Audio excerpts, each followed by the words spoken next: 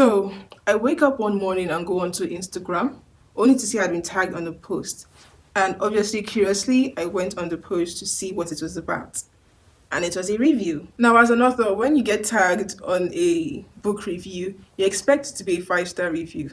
But no, not this one. Feeling unsure, I decided to read through this review to see what had made a reader give me less than 5 stars and tag me in it.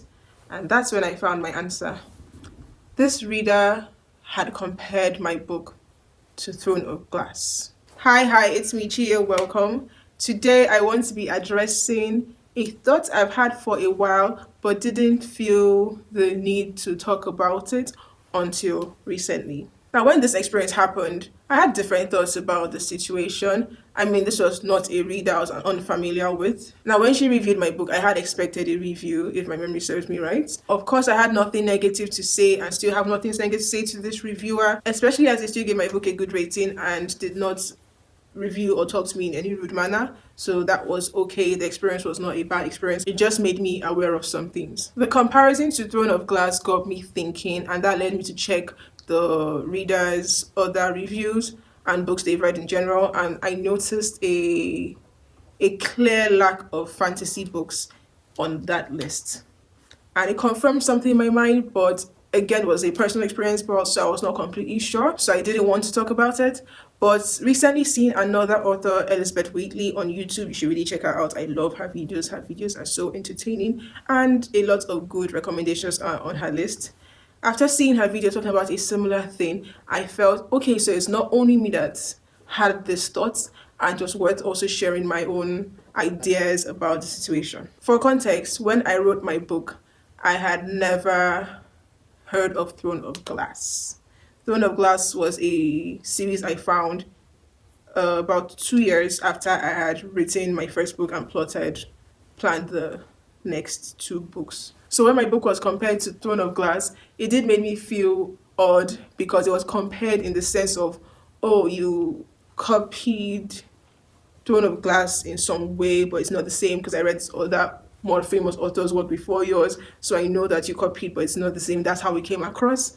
And it was quite funny to me because I had never read Throne of Glass before I wrote my book. I didn't even know the series existed. Because this reviewer compared my book to Throne of Glass and compared my book like a copy of it in some ways, I looked at my book and was like, this is not nothing like Throne of Glass to me. And even if there were any similarities, they had nothing to do with each other because it was not informed by the other. But the reader was convinced of this, and I realized that this was not because I had copied Throne of Glass, but because I was writing in the fantasy genre, and this reader had a limited experience reading in the fantasy genre. Now, there's nothing wrong with that. I love when people start reading fantasy. I want more people to read fantasy. I would support and push fantasy to everybody reading it, but it gets us to a tricky space when people who are new to a specific genre give reviews about a book in that sense. Like, I love all reviews. I love when more people know about the book, so please keep reviewing my book. But what I want to address is when you start reading a new genre, you have read one, two, maybe only 5 books in that genre, you can't leave an unbiased review because you're talking from a limited understanding of that genre. A lot of genres have their tropes they work with. There's the horrors have their tropes, paranormal romance in general, historical. A lot of genres have their tropes they work with.